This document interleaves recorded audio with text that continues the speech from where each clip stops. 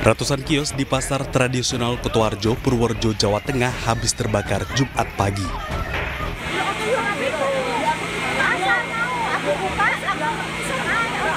Ratusan pedagang panik menyelamatkan barang-barang yang masih bisa diselamatkan.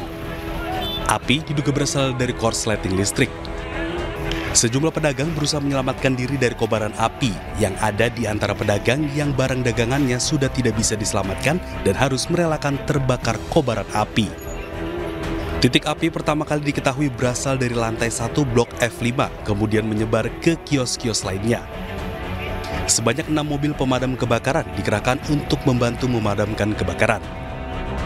Tim pemadam kebakaran dari Purworejo, Bakelang, Kulon Progo, dan Kebumen dibantu aparat kepolisian dan TNI berjibaku memadamkan kobaran api.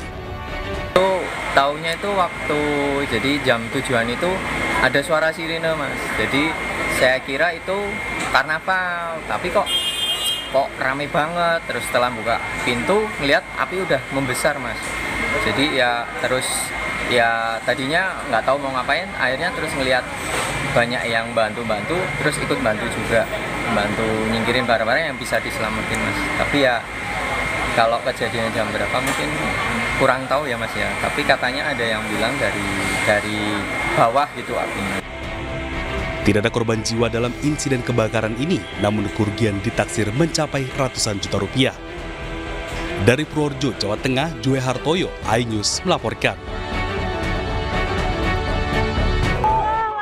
Kebakaran di Hiang dekat balai.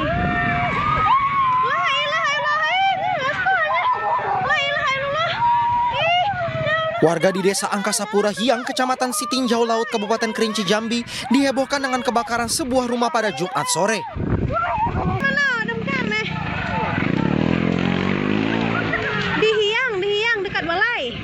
Dengan peralatan seadanya, warga berusaha memadamkan api yang menghanguskan rumah semi permanen itu. Mereka pun juga berusaha menyelamatkan isi satu unit rumah lainnya yang berada bersebelahan. Setelah berjibaku sekitar 1 jam, api berhasil dipadamkan. Sementara 4 unit mobil pemadam kebakaran yang tiba di lokasi bergegas melakukan pendinginan.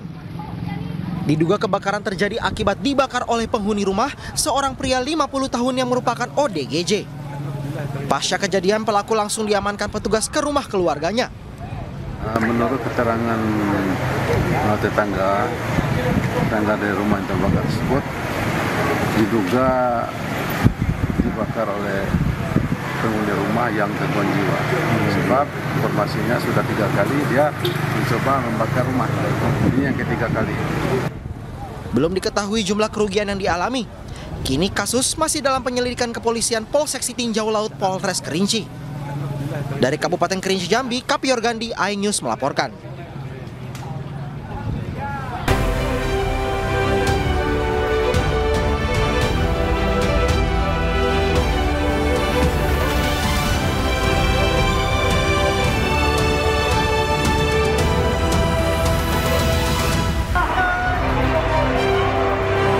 Belasan kamar kontrakan di Kemayoran, Jakarta ludes terbakar.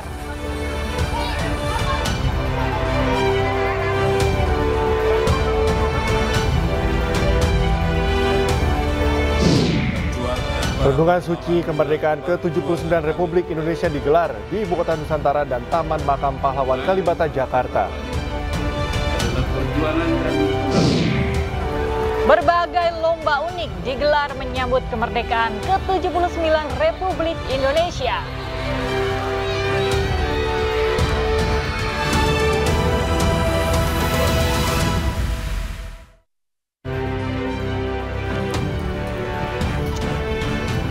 Halo, selamat pagi pemirsa. iNews Pagi kembali hadir melengkapi informasi Anda pagi hari ini. Selain 3 berita utama tadi, sejumlah informasi menarik lainnya juga telah kami siapkan untuk Anda. Bersama saya Galuh Pandu. Dan saya Cikal Mutazam, dan pemirsa inilah iNews Pagi selengkapnya.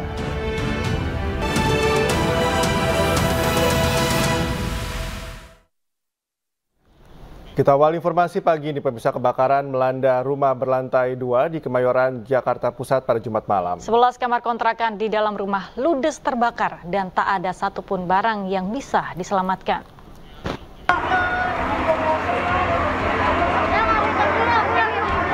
kehabisan, air kehabisan. Belasan unit mobil damkar dikerahkan guna mengatasi kebakaran yang menimpa sebuah rumah berlantai 2 di Jalan Harapan Mulia, Utan Panjang, Kemayoran, Jakarta Pusat, Jumat malam. Petugas damkar bersama warga berjibaku memadamkan api. Dalam peristiwa ini, 11 kamar kontrakan di dalam rumah ludes terbakar. Tidak ada satupun barang berharga yang bisa diselamatkan. Dugaan sementara penyebab kebakaran akibat korsleting listrik. Kalau di bawah ada 8, 9 sama yang di sini, di atas 2. Berarti ada berapa totalnya, Bu? Pintunya, Bu?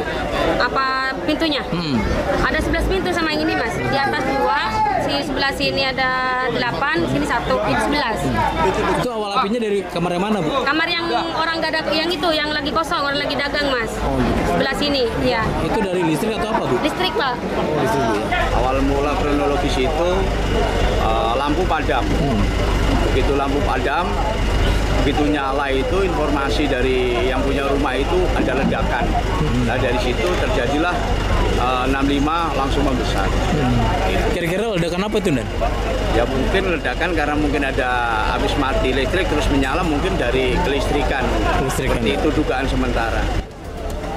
Tidak ada korban jiwa dalam kebakaran ini. Seluruh penghuni kamar kontrakan berhasil menyelamatkan diri. Dari Jakarta, Miftahul Gani, iNews melaporkan.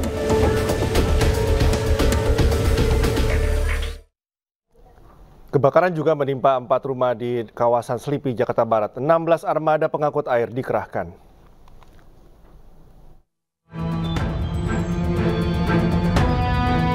Asap pekat dan kobaran api muncul dari permukiman warga yang terbakar di Tubun 2, Kelurahan Selipi, Kecamatan Palmerah, Jakarta Barat. Petugas suku dinas penanggulangan kebakaran dan penyelamatan Golkamart Jakarta Barat bersama warga berusaha melokalisir api agar tidak menjalar ke rumah warga lain.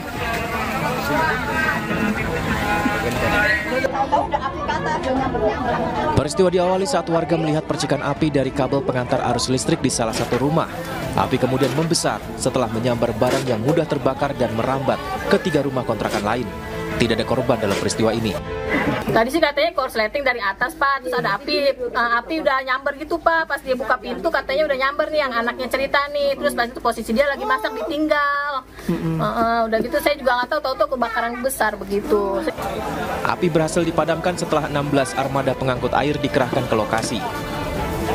Dari Jakarta, Miftahul Gani, iNews melaporkan. Pemirsa, sebuah gudang penyimpanan bahan kimia di Kabupaten Tangerang, Banten ludes terbakar pada Jumat sore. Sejumlah karyawan yang berusaha memadamkan api terluka akibat terkena ledakan.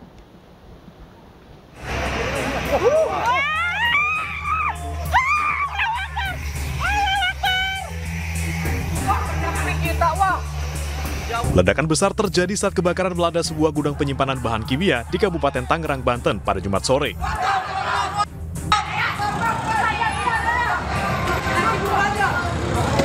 3 karyawan yang berusaha memadamkan api pun mengalami luka bakar akibat ledakan ini. Tak hanya sekali, ledakan terjadi berulang kali hingga membuat warga sekitar panik. 6 mobil pemadam kebakaran dikerahkan ke lokasi.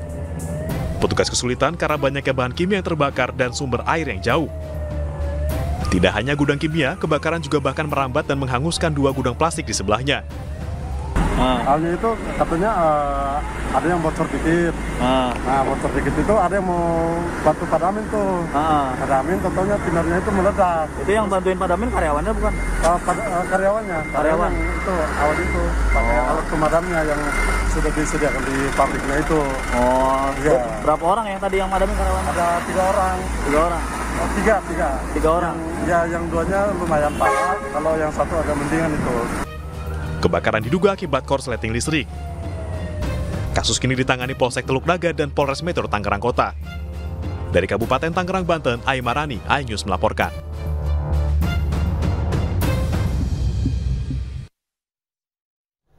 Sebuah rumah di Surabaya, Jawa Timur hancur akibat ledakan yang diduga dari kebocoran selang gas tabung LPG. Seorang nenek menderita luka bakar dalam kejadian tersebut.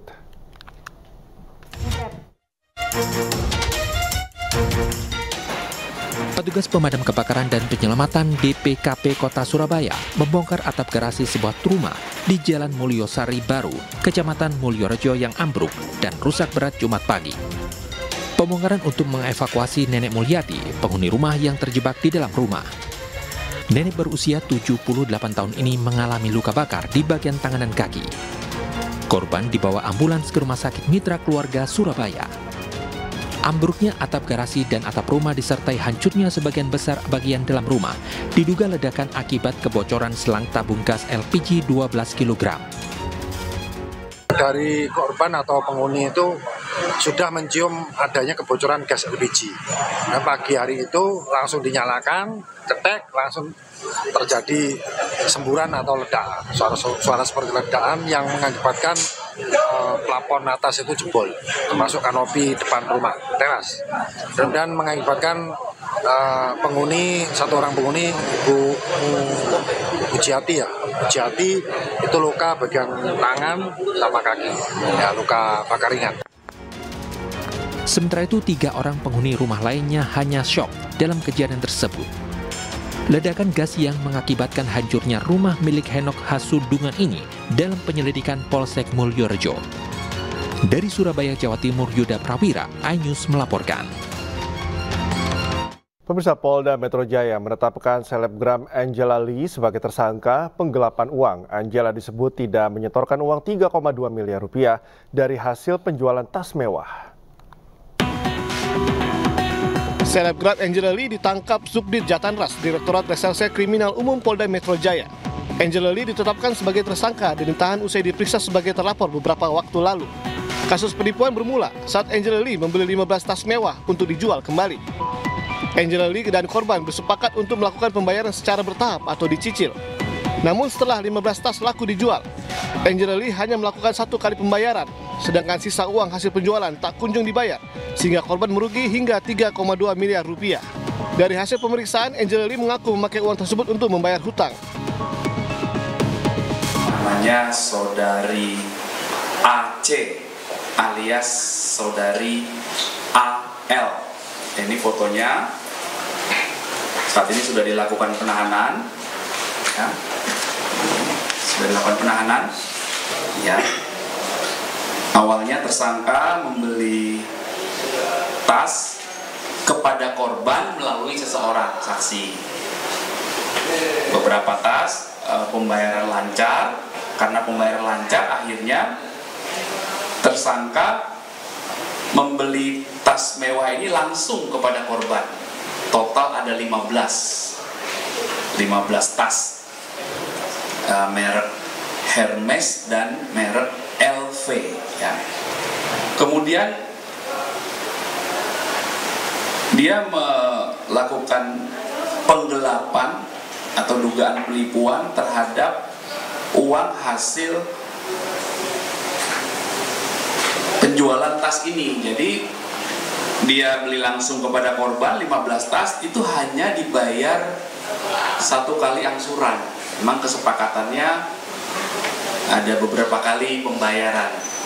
Tetapi faktanya dari para pembeli atau end user ini sudah dibayarkan kepada tersangka. Cuma sama tersangka tidak diserahkan uang ini kepada korban. Sehingga korban akhirnya mengalami kerugian 3,2 miliar. Ya, jadi uang itu diduga digelapkan oleh tersangka. Saat ini Angela Lee ditahan di Rutan Mapolda Metro Jaya dan dijerat pasal tentang penipuan dan penggelapan dengan ancaman hukuman 4 tahun penjara. Dari Jakarta, Helmi Sajangbati, iNews melaporkan. Langkah Saka Tatal mengajukan peninjauan kembali diikuti ke-6 terpidana lainnya di kasus Vina dan Eki. Upaya hukum ini dihormati keluarga Vina meski mereka membantah dugaan kasus ini merupakan kecelakaan tunggal.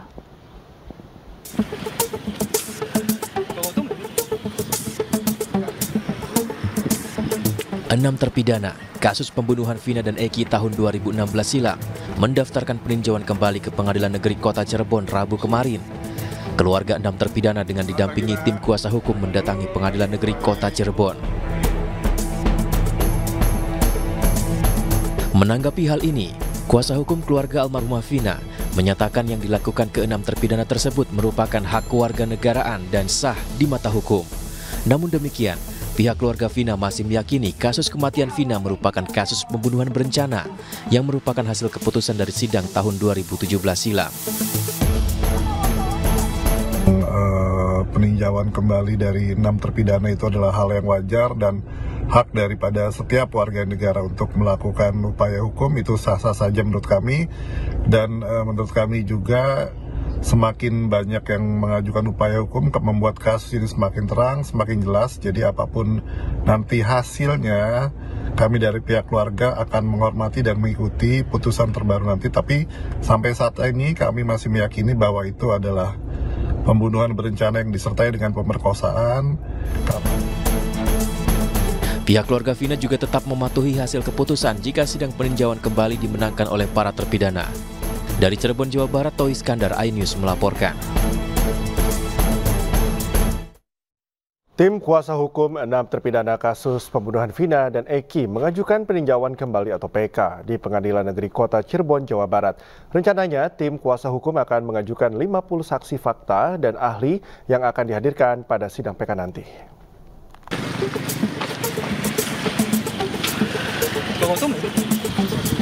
Tim kuasa hukum ke-6 terpidana kasus pembunuhan Vina dan Eki mendatangi Pengadilan Negeri Kota Cirebon untuk mengajukan peninjauan kembali atau PK.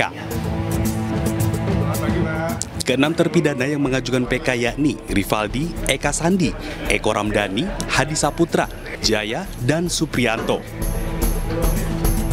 Dalam PK nanti, rencananya tim kuasa hukum ke-6 terpidana telah mengajukan 50 saksi fakta dan ahli yang akan dihadirkan pada sidang PK nanti. Selain itu, terdapat 4 novum atau bukti baru yang juga akan dibawa pada sidang PK nanti.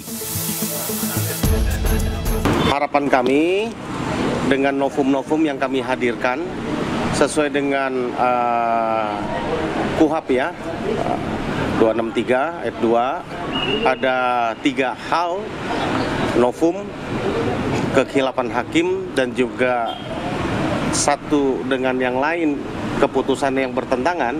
Itu tiga-tiganya kami dapatkan dan kami hadirkan. Sementara terkait dihadirkannya ke-6 terpidana pada sidang PK nanti, pihaknya telah mengajukan kepada PN Cirebon untuk menghadirkan ke-6 terpidana pada sidang PK nanti. Dari Cirebon, Jawa Barat, Toy Iskandar, iNews melaporkan.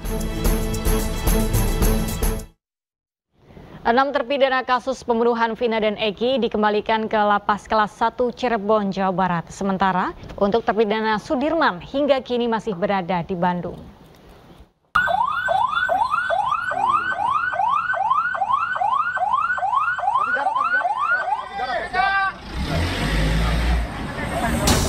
Dengan menggunakan mobil tahanan, ke-6 terpidana kasus pembunuhan Eki dan Vina pada tahun 2016 silam tiba di Lapas Kelas 1 Cirebon, Jawa Barat.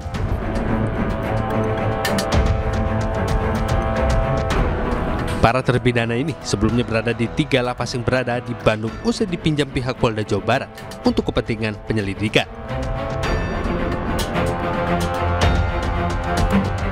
Dalam proses pengembalian terpidana ke Lapas Cirebon ini juga dihadiri oleh sejumlah keluarga terpidana meski mereka tidak dapat melihat secara langsung kondisi para terpidana tersebut. Pihak keluarga juga berterima kasih dengan kembalinya para terpidana ke Lapas Cirebon sehingga dapat mempermudah keluarga untuk menemui terpidana.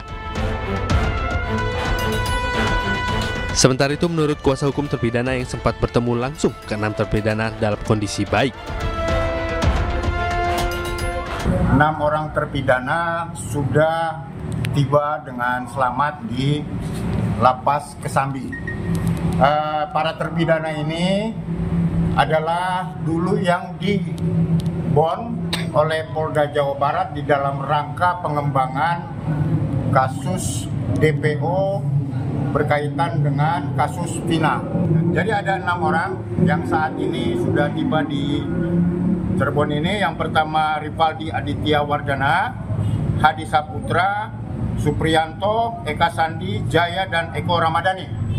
Jadi seharusnya memang ada 7 yang seperti rekan-rekan ketahui, namun 1 orang sampai dengan saat ini kami belum tahu dan memang bukan klien kami. Itu siapa Bang yang nggak dibawa Bang? Kelihatannya atas nama Sudirman ya. Saya sebagai ayahnya Rivaldi, saya mengucapkan terima kasih untuk Kapolri, untuk Pak Jokowi, Pak Prabowo, Presiden kita. Semuanya saya ucapkan terima kasih. Media, netizen, semuanya. Semoga Rivaldi ini selesai perkaranya dan terutama Mahkamah Agung. Tolong. 6 dari 7 terpidana ini juga sudah mengajukan peninjauan kembali atau PK dan masih menunggu kapan sidang PK ke-6 terpidana tersebut akan dimulai digelar. Dari Cirebon, Jawa Barat, Toy Iskandar, iNews melaporkan. Pada sholat subuh untuk wilayah Jakarta dan sekitarnya, pemirsa Anda masih menyaksikan iNews Pagi. Emak-emak di Kelapa II Tangerang geruduk rumah RW setempat. Mereka kesal karena akses jalan lingkungan mereka ditutup pengembang perumahan.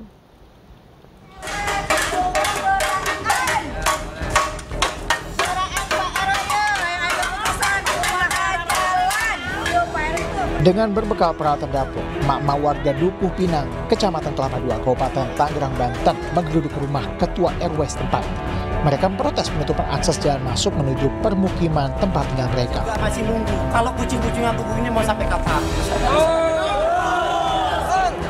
Warga minta apa? Minta jalan. Warga sempat kesal kepada ketua RW karena tidak bisa menjelaskan adanya penutupan akses jalan. Menurut warga, penutupan jalan membuat akses warga menjadi lebih jauh dan harus melewati area gelap yang rawan kejahatan. Mereka juga mengatakan bahwa penutupan jalan membuat aktivitas mereka sehari-hari terganggu. Selain melakukan demo, sebagai balasan atas penutupan jalan warga, emak-emak dan juga warga melakukan pemblokiran dan penutupan jalan ke lokasi pembangunan. Kesel lah Pak, nggak bisa lewat, semalam ada yang melahirkan nggak bisa lewat gara-gara ditumpuk di portal, mobilnya nggak bisa masuk, kok gimana coba Pak? Itu kalau lahirnya di situ gimana Pak? Siapa mau tanggung jawab? Ayo Pak. Itu doang, bisa jalan aja deh. Berarti ini jalan ditutup sama warga? Iya, saya tutup sementara karena sampai ada keputusan jalan, dikasih jalan untuk akses RT 0203. Jadi aksesnya jalan nggak ada Pak. Kalau misalkan kita dialihkan jalan ke sana, di sana itu kan yang tempat pembuangan mayat kan gelap, sepi. Terus kalau ada begal gimana? Siapa yang mau tanggung jawab? Kalau lewat sana juga kan sepi. Mau gimana? Kita tahu ini jalan PT, cuman diharapkannya adalah akses jalan untuk ke kampung kita.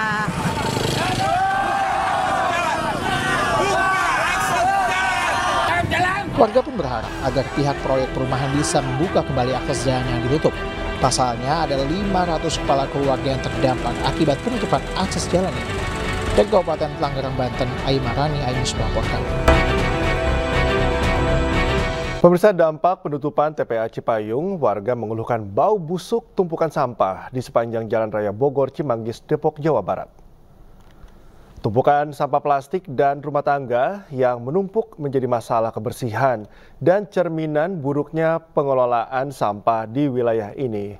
Masalah sampah disebabkan beberapa faktor, seperti lemahnya penegakan peraturan, kurangnya kesadaran masyarakat, dan terbatasnya fasilitas pengolahan sampah karena TPA Cipayung yang tutup. Pemerintah setempat diharapkan dapat meningkatkan fasilitas pengelolaan sampah selain diperlukan partisipasi aktif masyarakat dalam persoalan ini. Sampah ini udah seminggu nggak keangkut karena di TPA Cipayung kan tutup. Yang diangkut tuh yang gerobak-gerobak baru aja. Yang baru aja diangkut? Iya. Ini keganggu nggak sih Pak sama baunya? Keganggu sih baunya, ya minta wali kota dari Pemkab.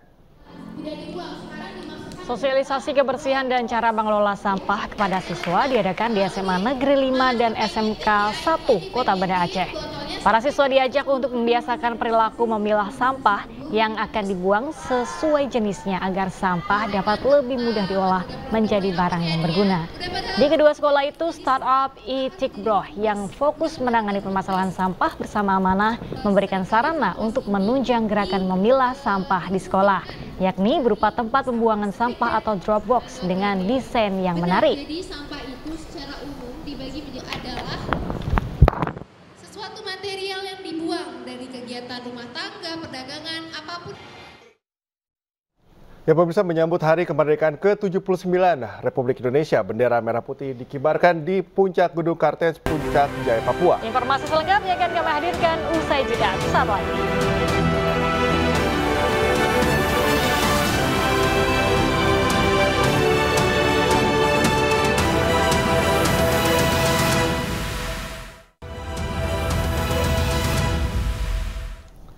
Pemirsa, Ketua DPR RI Puan Maharani membuka rapat paripurna DPR RI ke-1 masa persidangan pertama tahun 2024-2025. Dalam pidatonya, Puan mengingatkan bahwa APBN berasal dari uang rakyat sehingga harus dimanfaatkan sebesar-besarnya untuk rakyat. Sebanyak 409 anggota DPR RI hadir dalam sidang paripurna. Ketua DPR RI Puan Maharani membuka sidang. Dalam pidatonya, Puan menyinggung kondisi APBN di ujung pemerintahan Presiden Jokowi yang menurun cukup dalam.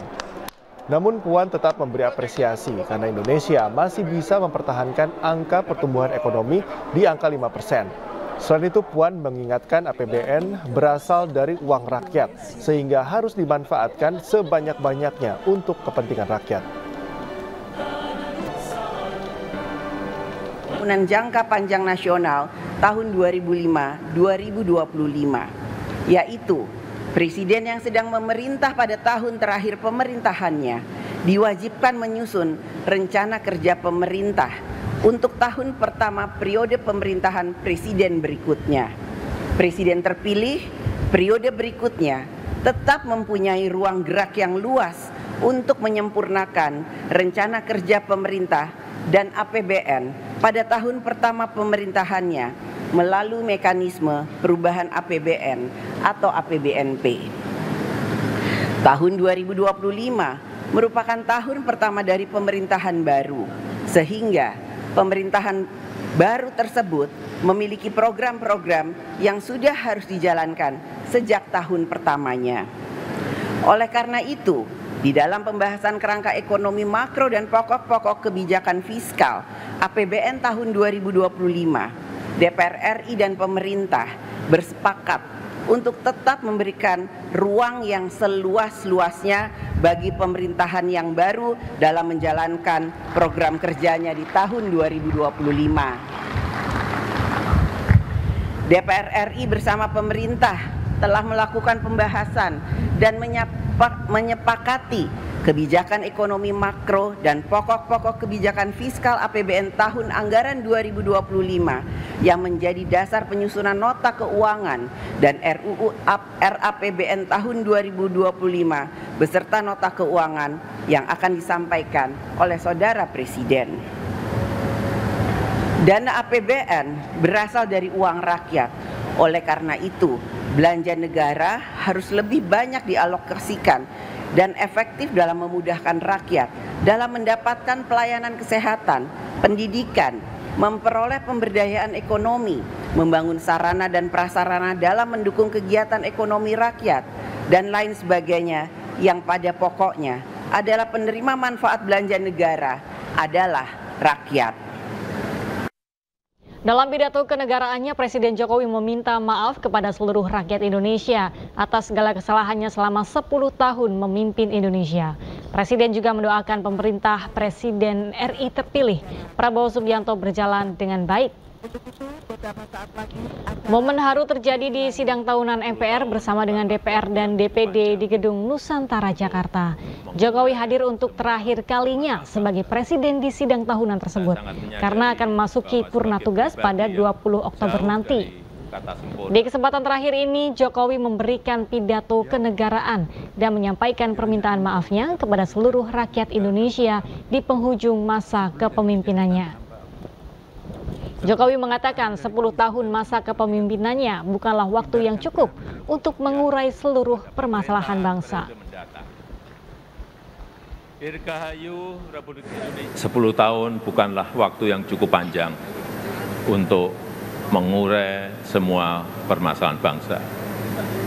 Saya sangat menyadari bahwa sebagai pribadi yang jauh dari kata sempurna, sebagai insan yang tumbuh dalam keterbatasan, dan sebagai manusia yang jauh dari kata istimewa, Sangat mungkin ada yang luput dari pandangan saya. Sangat mungkin ada celah dari langkah-langkah yang saya ambil. Dan sangat mungkin banyak kealpaan dalam diri saya.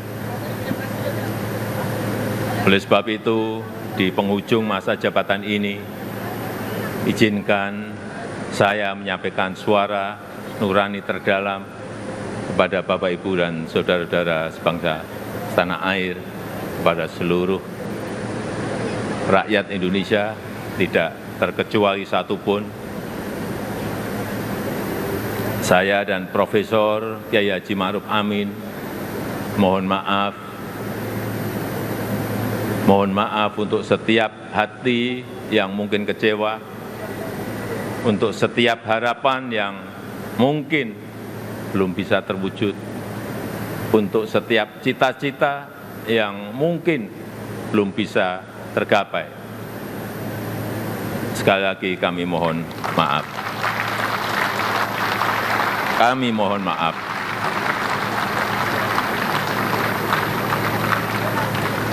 Ini adalah yang terbaik yang bisa kami upayakan bagi rakyat Indonesia, bagi bangsa dan negara Indonesia.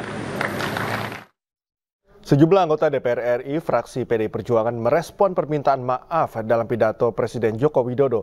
Salah satunya Ketua Komisi 3 DPR RI fraksi PDIP Bambang Wuryanto yang menyebut permohonan maaf Presiden Jokowi lebih ke sekedar basa-basi. Kalau bicara tentang sopan santun di Republik ini, orang menyadari bahwa tidak ada kesempurnaan. Tentu ada kesalahan bahwa beliau minta maaf sampai beberapa kali, itu silahkan diartikan sendiri.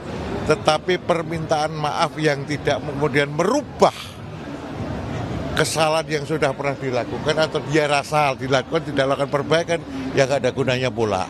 Itu namanya kan basa-basi jadinya kan.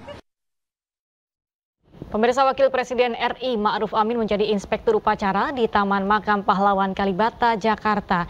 Ia berharap generasi penerus dapat melanjutkan perjuangan para pahlawan.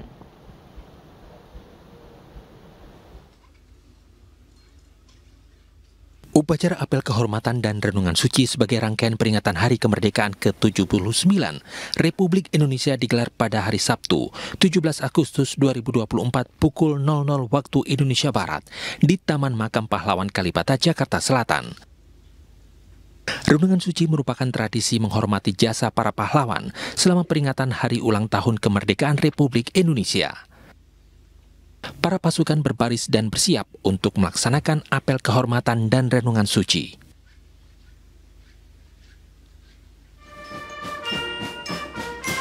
Setiba di lokasi, Wakil Presiden disambut dengan pengawalan lalu memberikan posisi siap untuk dibacakan informasi kedatangannya. Dalam pidatonya, Wapres menegaskan semua pihak harus memberikan penghormatan kepada seluruh pahlawan yang telah berjasa untuk negeri.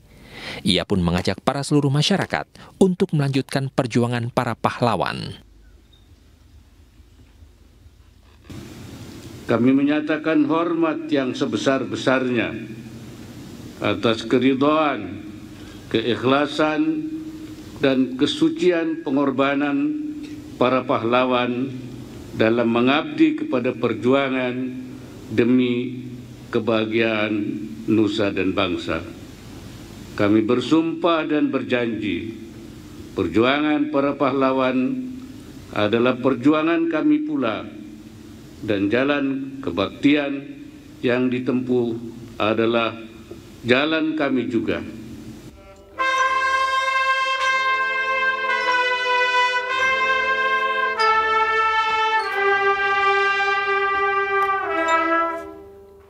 Apel kehormatan dan renungan suci dilanjutkan dengan prosesi mengheningkan cipta dan sesi berdoa.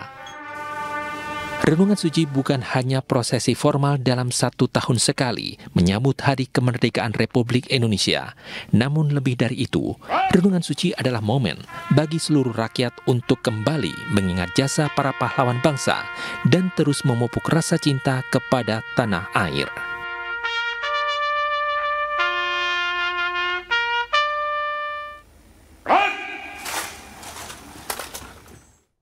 Presiden Joko Widodo menjadi inspektur upacara dalam apel penghormatan dan renungan suci di Ibu Kota Nusantara. Jokowi menegaskan seluruh pihak wajib menghormati seluruh pahlawan bangsa.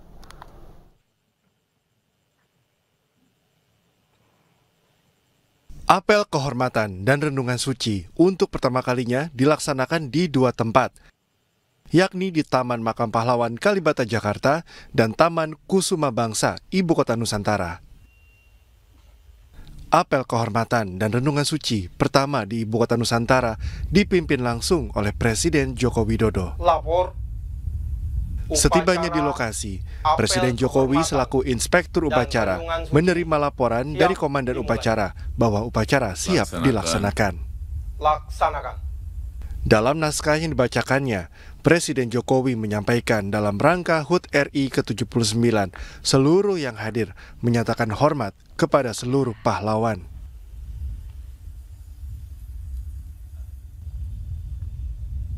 Kami bersumpah dan berjanji, perjuangan para pahlawan adalah perjuangan kami pula, dan jalan kebaktian yang ditempuh adalah jalan kami juga. Kami berdoa semoga arwah para pahlawan diterima oleh Tuhan Yang Maha Esa, ditempatkan di tempat yang sebaik-baiknya. Ibu Kota Negara Nusantara, 17 Agustus 2024, Inspektur Upacara Presiden Republik Indonesia Joko Widodo. Usai pembacaan naskah, dilakukan prosesi mengheningkan cipta dan pembacaan doa oleh Menteri Agama Republik Indonesia Yakut Khalil Qomas.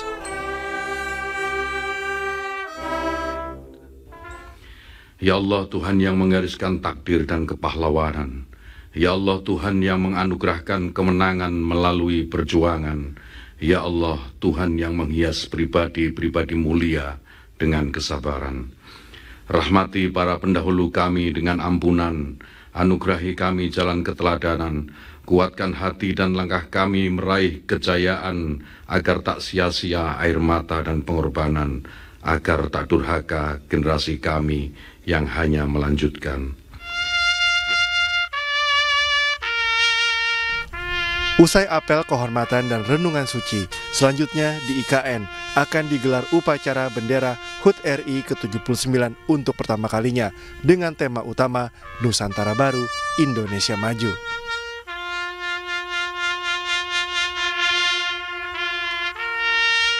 Presiden Jokowi memimpin pelaksanaan HUT RI di IKN, sementara Wakil Presiden Maruf Amin di Jakarta.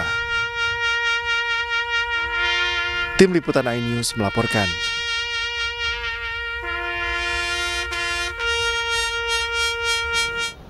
Menyambut Hari Kemerdekaan ke-79 Republik Indonesia, tim gabungan mengibarkan bendera merah putih di puncak Gunung Kartens, Papua. Puncak Gunung Kartens merupakan titik tertinggi Indonesia dengan ketinggian 4.884 meter di atas permukaan laut.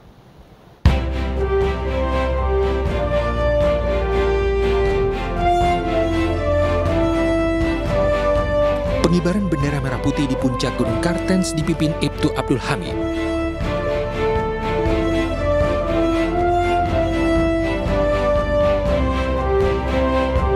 Perjalanan memakan waktu 4 hari dengan berbagai rintangan.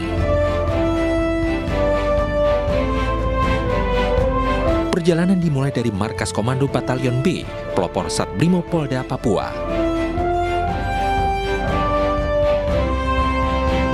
Hari pertama diisi dengan latihan dasar penggunaan alat pendakian gunung es.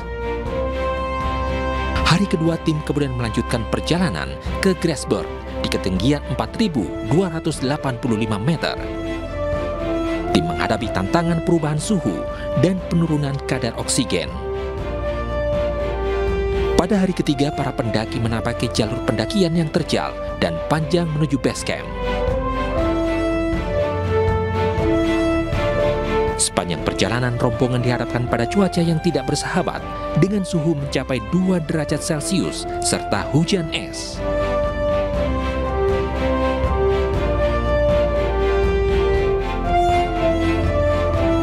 Melewati perjalanan yang penuh tantangan, seluruh rombongan tiba di puncak es, puncak tertinggi di Indonesia. Bendera merah putih dikibarkan dengan penuh kebanggaan, diiringi penghormatan kepada tanah air tercinta.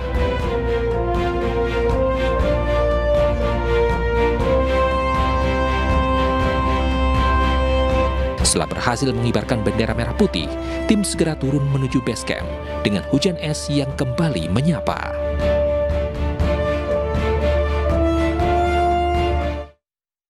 Pemirsa, ratusan ekor anjing berbagai jenis dan ukuran mengikuti kegiatan fun run di Jakarta. Informasi selengkapnya kami hadirkan usai jeda, tetaplah di iNews Pagi.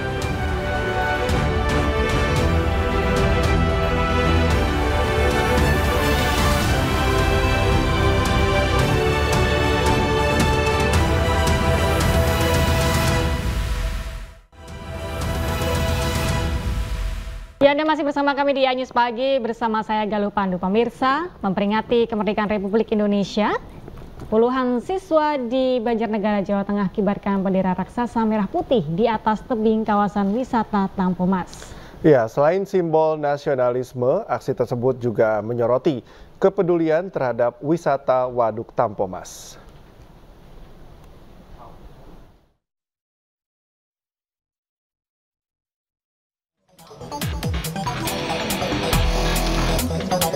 PBPBSI secara resmi membubarkan tim ad hoc Olimpiade Paris 2024 di Pelatnas Cipayung, Jakarta yang dibentuk 6 bulan sebelum Olimpiade Paris. Secara umum tim yang diketuai Fadil Imran mengaku sudah berupaya maksimal untuk menghadirkan prestasi bagi Indonesia dari bulu tangkis.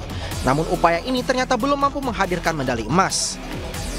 Tim ini telah berproses dan hasilnya dapat kita saksikan sendiri. Indonesia mendapat medali perunggu tunggal putri melalui Gregoria Mariska Tunjung.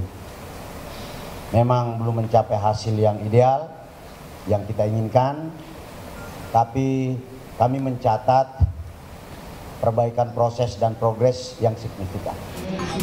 Selanjutnya PBPBSI akan mengalihkan fokus untuk menjalani sisa turnamen di BWF World Tour serta mempersiapkan para atlet lebih awal menuju Olimpiade Los Angeles 2028. Dari Jakarta, tim liputan iNews melaporkan. Kami mohon maaf pemirsa, itu tadi adalah informasi mengenai evaluasi tim bulu tangkis Indonesia pasca Olimpiade Paris 2024. Kita ke informasi selanjutnya. Beberapa berita kilas olahraga nasional juga tersaji dan kita ke informasi di mana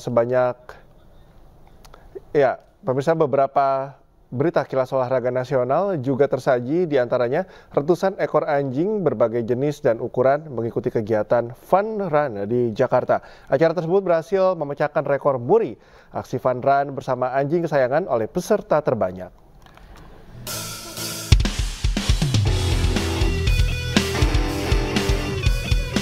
Ratusan ekor anjing dari berbagai jenis dan ukuran mengikuti kegiatan fun run yang digelar di pusat perbelanjaan di kawasan Senayan, Jakarta. Kegiatan ini sekaligus mengangkat kampanye anti jagal mari jaga. Kampanye ini bertujuan untuk meningkatkan kesadaran baik dari pecinta hewan maupun masyarakat umum untuk menghentikan konsumsi daging anjing. Oke, kita sebenarnya anjing ini sudah kita anggap kayak keluarga sendiri ya. Jadi anggaplah peliharaan ini sebagai keluarga sendiri, berkomitmen untuk menjaga mereka, nggak cuma ketika dia sampai cuma pas lucu-lucunya aja gitu, tapi pas sudah kira-kira sudah dewasa, nanti udah sakit-sakitan, kita nggak sayang lagi gitu. Jadi tetap disayang sampai dia sudah tua juga, itu sih. Benar. Kegiatan yang diikuti oleh lebih dari 600 peserta ini meraih penghargaan rekor muri dengan peserta pasangan anjing dan pemilik yang melakukan fun run terbanyak di Indonesia. Turnamen futsal digelar di Banda Aceh, Aceh. Ajang bertajuk Amanah Cup 2024 ini diikuti 24 tim SMA atau sederajat dari berbagai daerah di Provinsi Aceh.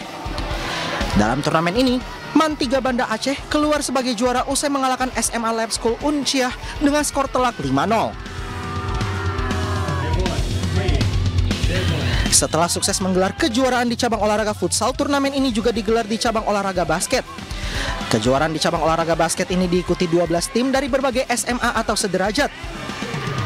Dalam turnamen ini, tim basket Fatih Bilingual School juara usai mengalahkan SMA Methodist pada laga final dengan skor telak 76-33. Kejuaraan ini diharapkan dapat menggali potensi dan mencari bibit muda dari setiap cabang olahraga. Besarnya antusias pada kejuaraan ini juga membuat peserta berharap turnamen serupa bisa terus diselenggarakan di Aceh. Pemirsa, sebanyak 27 gol tercipta dalam lanjutan Liga Futsal Nusantara 2024 yang digelar di Gor Pancasila, Kabupaten Sleman, Daerah Istimewa Yogyakarta. 8 tim yang saling berhadapan bermain saling menyerang sehingga banyak gol tercipta pada pekan ini.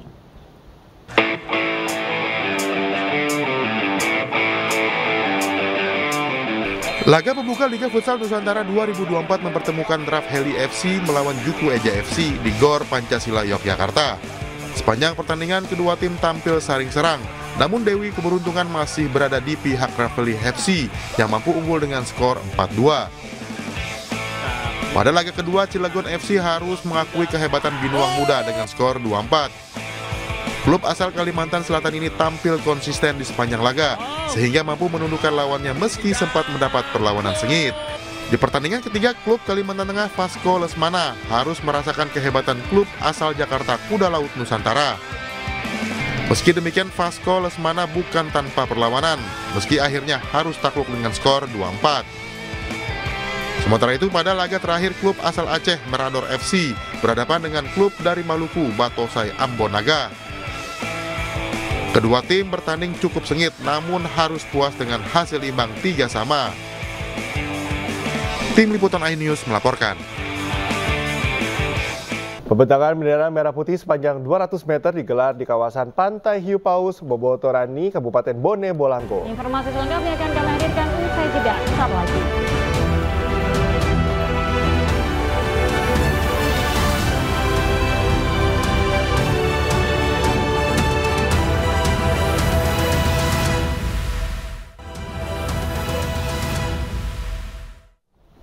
Anda masih menyaksikan iNews Pagi, pemirsa, menjelang perayaan upacara Hari Ulang Tahun ke-79 Republik Indonesia. Puluhan media dari berbagai televisi, cetak dan online sudah berada di Balikpapan, Kalimantan Timur. Ya, rencananya awak media akan berangkat dari Balikpapan menuju IKN pukul 5 waktu Indonesia Tengah. Dan berikut laporan langsung rekan Dilami Aulia dan juru kamera Bagus Prasetya Adi di Balikpapan, Kalimantan Timur. Pemirsa, menjelang pelaksanaan upacara Hari Ulang Tahun ke-79 Republik Indonesia yang akan diselenggarakan secara serentak pada 17 Agustus 2024, puluhan awak media baik itu TV, online dan juga media cetak sudah tiba di Bandara Udara Sepinggan, Balikpapan, Kalimantan Timur sejak pukul 10.30 WITA. Selepasnya kami langsung beristirahat di salah satu hotel. Mengapa kami tidak langsung ke Ibu Kota Nusantara? Dikarenakan salah satu syarat untuk menjadi tamu undangan untuk upacara ke-79 di Ibu Kota Nusantara adalah harus memakai baju adat, sehingga kami tim awak media perlu persiapan yang cukup, sehingga kami stay di Balikpapan dan rencananya kami akan berangkat ke Ibu Kota Nusantara pada pukul 5 pagi. Dan menurut data dari Himpunan Hotel dan Restoran Indonesia, tingkat okupansi dari hotel di Balikpapan ini sudah mencapai 80% lebih. Ini artinya antusiasme tidak hanya dari rekan awak media saja, namun juga masyarakat luar yang ingin sama-sama stay di Balikpapan atau menginap di Balikpapan dan juga besok hari akan menuju ke Ibu Kota Nusantara. Rencananya nanti untuk upacara HUT ke-79 akan dilaksanakan pada pukul 11.10 WITA dan untuk di Istana Negara nanti akan dilaksanakan pada pukul 10.10 waktu Indonesia Barat. Untuk tamu undangan sendiri ini tentunya dari Presiden, kemudian dari Wakil Presiden terpilih, dari para menteri-menteri dan juga masyarakat ini akan turut memeriahkan upacara kemerdekaan 17 Agustus 2024. Tentunya kita juga sama-sama antusias dan menyaksikan ini pelaksanaan perdana di upacara di dua tempat, yakni di Ibu Kota Nusantara dan juga di Istana Negara Jakarta. Dari Kalimantan Timur, Dilami Aulia, Bagus Prasetya, iNews melaporkan. Pemirsa, menjelang perayaan upacara HUT ke-79 Republik Indonesia, puluhan media dari berbagai TV, cetak dan online sudah berangkat dari Balikpapan menuju IKN. Perjalanan akan memakan waktu 2,5 hingga 3 jam. Dan berikut laporan langsung rekan Giselia Nurrahma dan juru kamera Abdul Aziz. Dirgahayu Republik Indonesia ke-79. Pemirsa, hari ini untuk pertama kalinya upacara perayaan ulang tahun kemerdekaan Republik Indonesia digelar di dua lokasi, yakni di Jakarta dan juga Ibu Kota Nusantara, Kalimantan Timur. Dan saat ini saya sedang berada di dalam bis yang membawa awak media dari Balikpapan menuju ke IKN, tepatnya yakni di Istana Negara IKN yang menjadi lokasi upacara perayaan HUT NKRI ke-79. Pemirsa, seperti pada tahun-tahun sebelumnya, bagi tamu undangan upacara ini diimbau untuk mengenakan pakaian adat nasional atau pakaian adat daerah masing-masing begitu saat mengikuti upacara, termasuk awak media yang saat ini juga terlihat mengenakan pakaian adat daerah Indonesia yang sangat beragam. Ada yang memakai pakaian adat Bali, adat Dayak, adat Betawi hingga adat Jawa. Dan pemirsa, saya akan mengajak Anda untuk ngobrol nih dengan salah satu awak media yang kayaknya wah ini cantik banget ya, udah pakai pakaian ini kayaknya baju Bali gitu. Kita langsung ngobrol aja. Halo Kak, dengan nama siapa? Halo, aku Dina. Kak Dina, ini pakaian adatnya dari mana nih? Ini aku Bali dan kebetulan juga beli langsung di Bali juga waktu itu. Wah, keren-keren. Sebelumnya ini pernah meliput ke IKN atau ini baru pertama kalinya nih Kak? Ini kedua kali meliput ke IKN, tapi upacara ya pasti kan buat kita semua pertama kali gitu sih. Oke. Tanggapannya gimana nih Kak? IKN ini kan akan dipilih sebagai ibu kota baru gitu ya, dan tahun ini upacara kemerdekaan Indonesia dirayakan di dua lokasi. Tanggapannya seperti apa sebagai awak media gitu? Yang pasti persiapannya luar biasa. Kayak kita nih sekarang subuh-subuh matahari aja belum naik, kita udah siap semua. Kebayang, jadi persiapannya kan dari tengah malam gitu. Itu soal persiapannya. Tapi kalau ditanya berkaitan soal upacara hari ini, pastinya excited karena ini akan jadi pengalaman yang bisa dikatakan sekali seumur hidup kan. Kita belum tentu begitu bisa melihat lagi upacara pertama kali di ibu kota baru gitu. Jadi sangat-sangat amat excited dan emang pengen banget secara personal, di samping memang tugas meliput, aku memang pengen melihat juga secara pribadi. Oke, terakhir harapan untuk bangsa Indonesia di HUT NKRI ke-79 ini. Berat ya pertanyaannya. Ya, di tengah sejumlah kondisi yang ada, kita tahu gitu ya, nggak bisa tutup mata bahwa Indonesia sekarang juga lagi menghadapi banyak problem ekonomi, politik, apalah pokoknya semua lagi numpuk semua. Tapi aku tetap mendoakan yang terbaik buat Indonesia. Pokoknya terus sukses, masyarakatnya jangan nyerah sama situasi, jangan nyerah sama keadaan. Pokoknya tetap maju terus buat Indonesia menuju Indonesia Emas 2045. Wah, baik, keren banget nih Kak Dina. Makasih ya Kak. Pemirsa, sebagai informasi, kami menuju Balikpapan, kami menuju IKN dari Balikpapan. Ini perjalanannya cukup lama, yakni berlangsung selama 2 hingga 3 jam. Dan kami berangkat dari Balikpapan menuju IKN sekitar pukul 4.30 pagi waktu Indonesia Tengah, dan diperkirakan akan tiba di IKN ini pada pukul 7 pagi waktu Indonesia Tengah untuk melihat dan meliput secara langsung upacara kemerdekaan Republik Indonesia di IKN yang rencananya akan dimulai pada pukul 11 siang waktu Indonesia Tengah dan dipimpin langsung oleh Presiden Joko Widodo selaku Inspektur Upacara. Dari Balikpapan, Kalimantan Timur, Giselia Nurrahma, Abdul Aziz, iNews melaporkan. Ya, pemirsa, menyambut Hari Kemerdekaan Republik Indonesia ke-79, bendera merah putih sepanjang 200 meter dibentangkan di kawasan Pantai Hiu Paus Botu Barani, Kecamatan Napkabila Bone, Kabupaten Bone Bolango. Kegiatan ini disambut antusias masyarakat dan wisatawan yang berkunjung.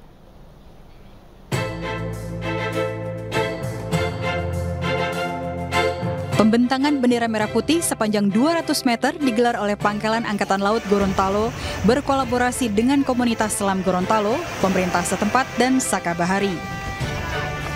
Acara ini disambut antusias masyarakat dan wisatawan yang berkunjung.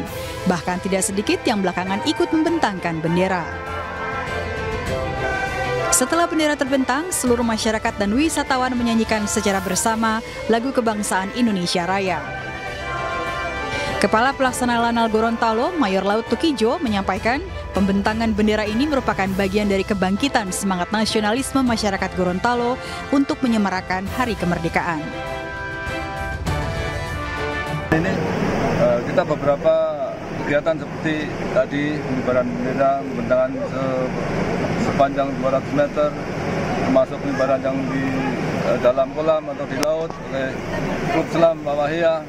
Ini untuk menumbuhkan, memberikan contoh kepada masyarakat supaya pemeringatan hari kemerdekaan ini yang sudah ke-79 itu tidak akan luntur, jadi terus semangat ya, terus semangat. Jadi akan acara yang sakral yang 17 ini tetap diperingati terus, semakin lama semakin harusnya semakin semarak ya. Nah, inilah satu peringatan kegiatan untuk melibatkan Angkatan Laut bersama kelompok Selam Bawahia, masyarakat baik dari kelurahan, kecamatan, termasuk untuk TNI Polri. Acara kemudian berlanjut dengan bersih-bersih sampah di kawasan Laut Botubarani. Dari Kabupaten Bone Bolango Gorontalo, Faradila Alim, iNews melaporkan. Memperingati kemerdekaan Republik Indonesia, puluhan siswa di Banjarnegara, Jawa Tengah mengibarkan bendera raksasa merah putih di atas tebing kawasan wisata Tampomas. Selain simbol nasionalisme, aksi tersebut juga menyoroti kepedulian terhadap wisata Waduk Tampomas.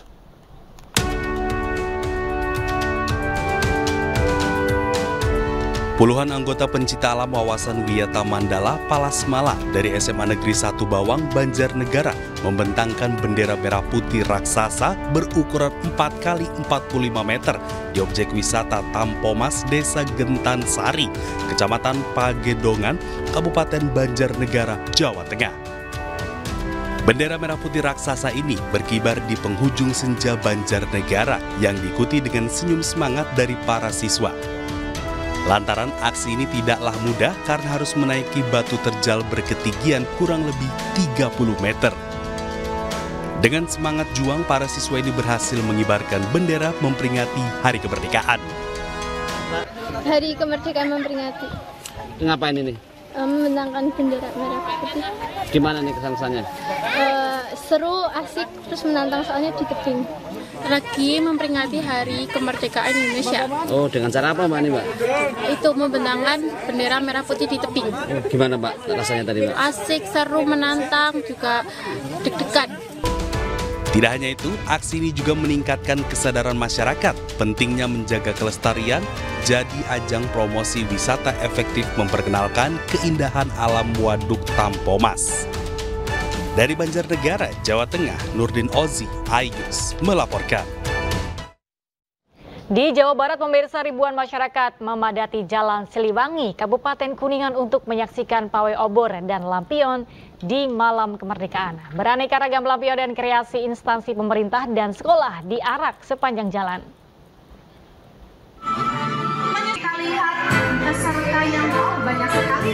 Suasana malam kemerdekaan di Jalan Siliwangi, Kabupaten Kuningan, Jawa Barat tampak meriah Jumat malam. Ribuan masyarakat berkumpul di sepanjang jalan untuk menyaksikan pawai obor dan lampion. Bahkan tidak sedikit warga yang sengaja datang sejak sore agar bisa mendapatkan tempat paling depan. Di hadapan para penonton, peserta pawai menampilkan yel-yel dan kreasi masing-masing. Ada yang membawa lampion, obor, bendera, hingga kreasi pelajar dalam berbagai ukuran besar. Sejumlah petugas melakukan ritual menyalakan obor api sebagai tanda dimulainya pawai. Nah, pesertanya tadi semua dinas, kemudian juga BUMD, ada juga dari persekolahan, ada dari perwakilan kecamatan, jadi memang sangat variasi ya. Mereka melakukan ini dengan sukarela dan kebahagiaan karena ini kita menyambut kemerdekaan. Mohon izin Pak, itu tadi kan panjangnya rutenya dari mana ke mana? Rute kemana Mang? Pendopo sampai Taman. Para penonton datang secara berkelompok. Banyaknya lampion dan obor yang ditampilkan membuat penonton enggan beranjak pulang. Ya, biasanya suka ada drum band gitu ya. Ya dari sekolah-sekolah gitu. Terus ada yang bawa lampion gitu. Oh, sekalian hiburan juga tuh Bu? Bu, kesini berapa orang Bu? Kesini 2 orang. 2 orang, sengaja gitu? Melibatkan instansi pemerintah, badan usaha milik daerah atau BUMD, serta murid-murid dari seluruh sekolah di Kuningan, arak-arakan malam kemerdekaan berlangsung meriah. Rute yang dilewati mulai dari Pendopo menuju Taman Kota Cirebon. Dari Cirebon, Jawa Barat, Miftahudin, iNews melaporkan. Sementara itu di Poso, pemirsa, sejumlah mantan narapidana terorisme atau napiter akhirnya kembali ke Negara Kesatuan Republik Indonesia atau NKRI. Tim Off-Road Polda Sulawesi Tengah bersama puluhan napiter melakukan pembentangan bendera merah putih untuk memperingati 79 tahun kemerdekaan Republik Indonesia. Yang kami hormati Kak Anef Madagoraya. Memperingati Hari Ulang Tahun Republik Indonesia ke-79, bendera merah putih berukuran 15 x 20 meter dikibarkan oleh seluruh mantan napiter atau narapidana terorisme di wilayah Gunung Biru, Kabupaten Poso, Sulawesi Tengah. Mantan pelaku pengeboman di Pasar Tentena, Arifuddin Lako atau Iin Brur, mengaku ia cukup mengapresiasi kegiatan ini yang dilaksanakan oleh OPS Tinombala.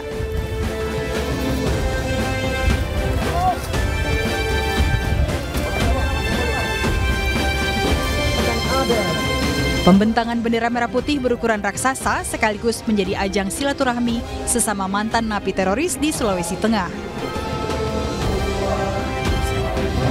Buat saya pribadi juga merasa senang, bersyukur bisa ketemu dengan iwan-iwan yang sudah lama tidak pernah ketemu, seperti ada Ahli Nizam dengan Yudit, semua yang dari Palu juga ada.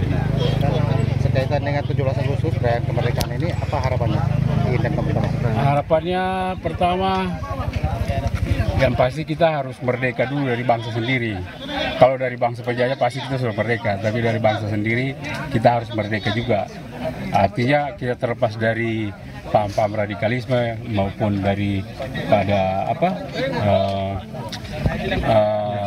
ketidakadilan.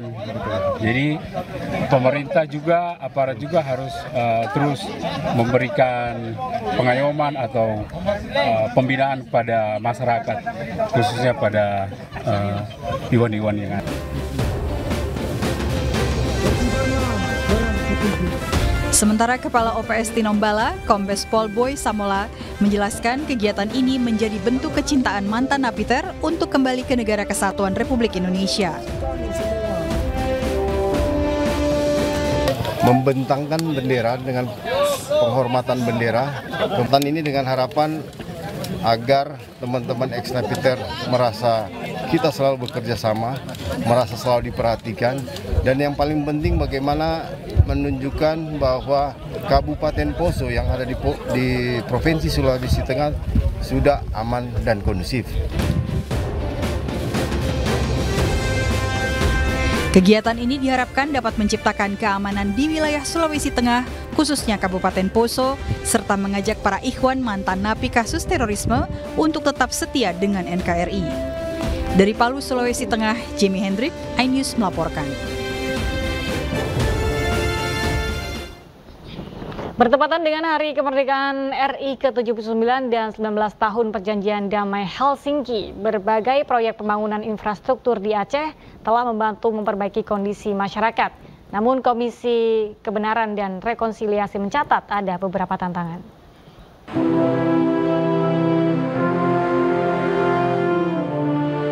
19 tahun perdamaian adalah bukti kekuatan dan ketahanan masyarakat Aceh di tengah berbagai tantangan. Pembangunan infrastruktur di Provinsi Aceh mulai terlihat meski sejumlah butir kesepakatan dalam Perjanjian Damai Helsinki belum dapat diakomodir oleh pemerintah pusat. Di antaranya lambang dan bendera Aceh yang masih belum disetujui. Masyarakat Aceh pun mulai pulih dari trauma masa konflik dan bencana tsunami. Ketua Komisi Kebenaran dan Rekonsiliasi Aceh, Mastur Yahya, menilai 19 tahun Damai Aceh menjadi catatan bagi pemerintah pusat untuk segera memenuhi hak-hak korban agar tidak terjadi ketimpangan sosial. Yang ketika MOU itu sudah sepakat menghentikan perang atau di era damai ini itu harus semakin diminimalisir sehingga hilang ya, sehingga masyarakat Aceh bisa kembali dalam sebuah kohesi sosial yang harmoni seperti dulu sebelum konflik. Di era damai ini pembangunan yang kita lihat tentu bukan di kota ya. Kalau di kota Banda Aceh, di pusat ibu kota di kabupaten tentu akan berbeda dengan di kampung-kampung. Di kampung kita masih melihat ada jembatan yang tidak layak dilalui oleh kendaraan. Baik itu jembatan yang aksesnya ke sekolah, ke situs sejarah, ataupun ke rumah ibadah. Ada jalan yang masih tidak layak dilalui oleh masyarakat, walaupun hanya dengan kendaraan roda 2. Terkait pemerintah yang akan berganti, pemimpin baru Indonesia kelak diharapkan tidak meninggalkan Aceh, serta mengajak pemimpin daerah dan rakyat Aceh untuk berkolaborasi. Yang paling penting hemat saya adalah mengembangkan sumber daya manusia. Kenapa? Kita harus meningkatkan kualitas pendidikan. Jadi ini adalah peluang sebenarnya. Bagaimana kualitas pendidikan kita bermutu, kemudian capacity building masyarakat itu sendiri. Jadi dalam semua elemen. Dan terakhir, yang paling tidak kalah pentingnya adalah bagaimana melestarikan budaya dan identitas keacehan. Perjanjian Damai Aceh ditandatangani pimpinan Gerakan Aceh Merdeka dan pemerintah Indonesia di kota Helsinki, Finlandia pada 15 Agustus 2005. Perjanjian damai bersejarah ini belakangan menjadi contoh penyelesaian konflik di beberapa negara. Dari kota Banda Aceh, Taufan Mustafa, iNews melaporkan. Pemirsa, puncak peringatan hari ulang tahun ke-79 Republik Indonesia hari ini akan berlangsung di dua lokasi, yaitu di Istana Merdeka, Jakarta, dan di Ibu Kota Nusantara, Kalimantan Timur. Dan untuk mengetahui bagaimana persiapannya, kita sudah terhubung dengan rekan Hendry Aprila di Istana Merdeka, Jakarta. Halo, selamat pagi Hendry. Bagaimana persiapan upacara 17 Agustus di Istana Merdeka? Ya baik, selamat pagi Galuh dan juga pemirsa. Jika kami dapat tunjukkan kepada Anda, Galuh, memang persiapan yang dilakukan, bahkan untuk pandangan kami saat ini sejumlah persiapan yang ada ini pada peringatan HUT kemerdekaan Republik Indonesia yang ke-79. Saat ini memang tadi malam telah dilaksanakannya reuni suci, renungan suci yang dilakukan di luar wilayah, yang dimana wilayah pertama dilaksanakan di Ibu Kota Nusantara yang dipimpin langsung oleh Presiden Joko Widodo, dan juga selanjutnya dilaksanakan di wilayah Jakarta bertepatan di Taman Makam Pahlawan yang berada di Kalibata, yang juga dipimpin oleh Wakil Presiden yakni Ma'ruf Amin beserta jajarannya. Memang pelaksanaannya juga ini dilaksanakan secara baik, dan juga memang untuk persiapan sendiri, jika kami berbicara terkait persiapan Galuh, ini di samping kanan kami saat ini memang terlihat sekali layar yang nantinya akan langsung menampilkan bagaimana proses upacara berlangsung, dan juga bagaimana nantinya juga akan menyaksikan langsung bagaimana proses dari pelaksanaan upacara bendera atau pelaksanaan kemerdekaan di wilayah Ibu Kota Nusantara. Dan tempat kami melaporkan saat ini, saya berada di Taman Padang yang berada di seberang Istana Merdeka, juga berada di depan Monumen Nasional yang berada di Jakarta Pusat. Dan memang juga kita berbicara terkait persiapan, ini memang dari sejumlah keamanan sudah mulai terlihat, bahkan tamu-tamu undangan dan juga masyarakat juga sudah mulai berdatangan untuk bisa melihat langsung dari peringatan kemerdekaan Republik Indonesia yang ke-79. Dan memang harapannya dari masyarakat juga mengharapkan dengan adanya upacara atau peringatan kemerdekaan Republik Indonesia ini, juga dengan adanya kebersamaan, bahkan Indonesia bisa menjadi lebih maju. Dan mungkin Galuh, ini sedikit kita sebelum mengakhiri laporan kami saat ini, kita mau memberi pantun untuk memberi semangat, karena memang cuaca dan juga lihat suasananya ini mendukung sekali untuk memperingati dari kemerdekaan Republik Indonesia yang ke-79. Nah, mungkin langsung aja kita memberi pantunnya. Ini berjalan-jalan atau berkeliling di Jakarta sambil berjalan-jalan. Jalan-jalannya memakai baju kebaya. Semangat dan selamat Hari Kemerdekaan untuk Republik Indonesia yang ke-79. Semoga semakin maju dan semakin jaya. Galuh. Iya, semoga semakin maju dan semakin jaya. Tapi Hendry, apakah sudah ada informasi berkaitan agenda upacara 17 Agustus di Istana Merdeka?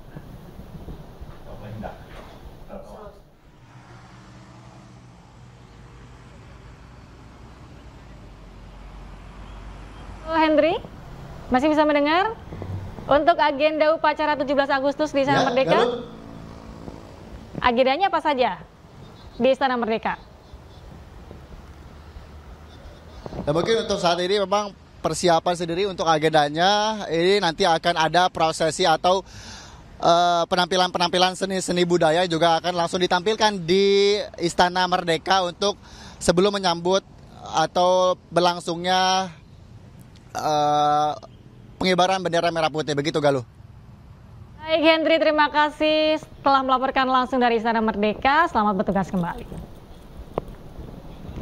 Ya, pemirsa, menyambut hari ulang tahun kemerdekaan Republik Indonesia ke-79, beragam lomba yang mengundang gelak tawa digelar di sejumlah wilayah tanah air. Salah satunya lomba menarik mobil water cannon yang dilakukan oleh polisi wanita.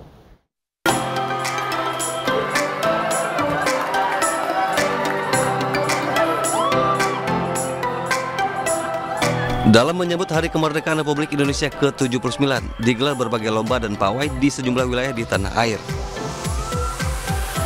Di Cirebon, Jawa Barat, sejumlah polisi wanita dan polisi pria kompak menarik mobil water cannon seberat 16 ton.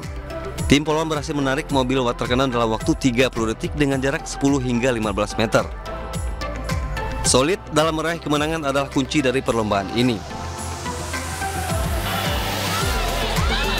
Sementara itu, anak-anak dan remaja menguji nyali mereka dalam perlombaan ketangkasan sepeda di atas sungai Kampung Jogoloyo, Surabaya.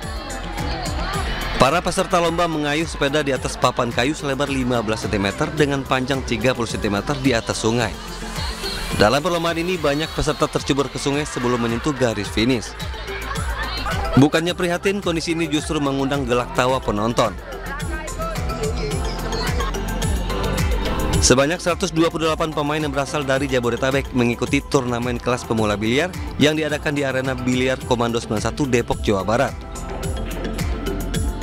Selain untuk memeriahkan HUT RI ke-79, turnamen ini juga untuk menjaring minat dan bakat dalam olahraga ini.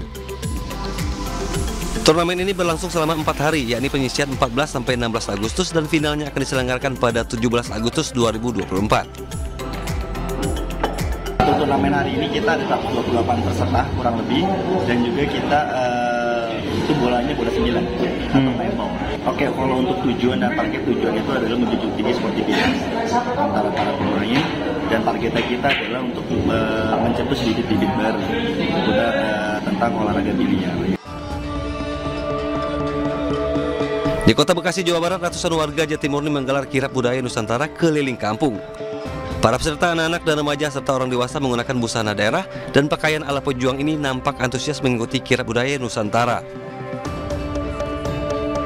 Kegiatan ini untuk terus memupuk rasa toleransi beragama bagi warga Kampung Sawah yang dikenal dengan Kampung Miniatur Negara Kesatuan Republik Indonesia.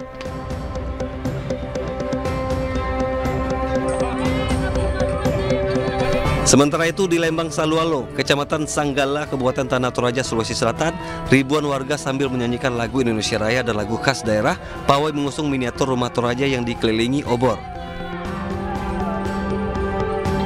Tidak hanya itu, bendera sepanjang 79 meter juga diusung warga dari berbagai kalangan, baik itu tua maupun muda, untuk keliling kampung, sehingga membuat suasana keakraban dan kegembiraan antar warga terlihat sangat jelas.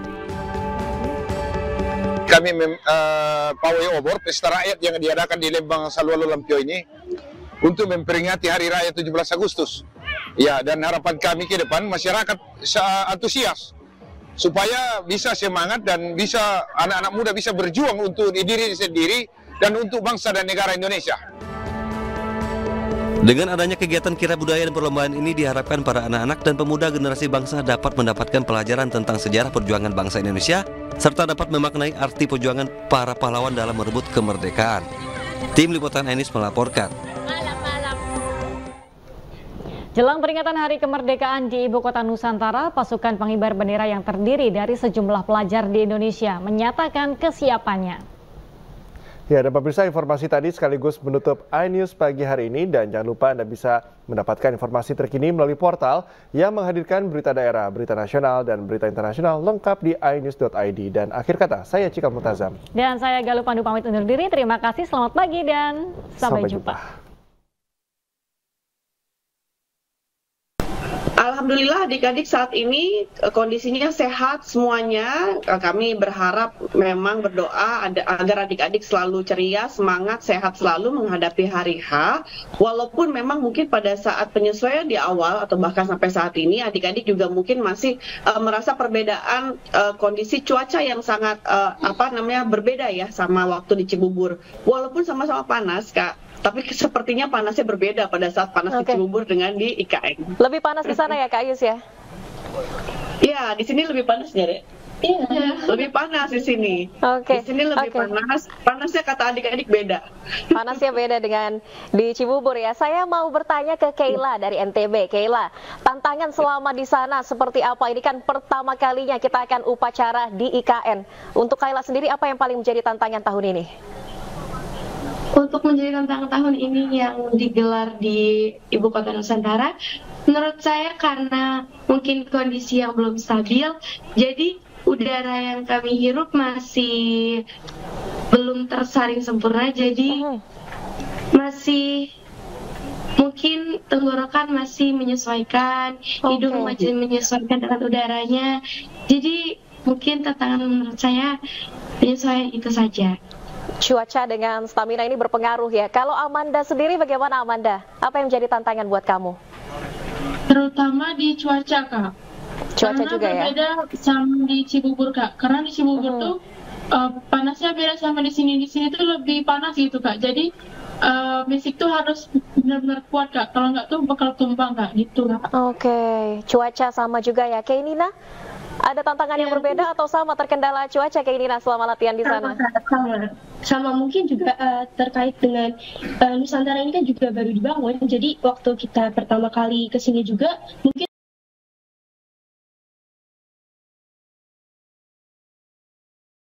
masih terdapat debu-debu, jadi kita latihan itu masih pakai masker seperti itu. Oke, Kaila, Amanda, Kaila ini semua jauh nih, Kaila dari NTB, Amanda dari Bengkulu, Kaila dari Yogyakarta. Selama proses latihan di Cibubur dan IKN, kalau kangen dengan keluarga gimana?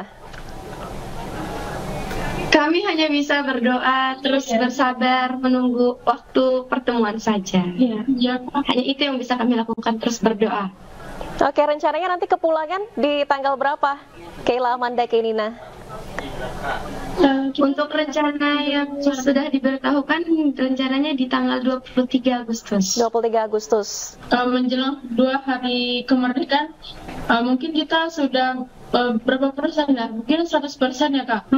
Karena kita udah latihannya udah lama gitu Kak. Terus kita harus mempersiapkan bajunya, kelengkapannya, semuanya. Terus besok harus jaga kesehatan Kak. Biar waktu 17 Agustus kita sehat gitu Kak. Bisa menjalankan tugas di Nusantara yang pertama kalinya Kak.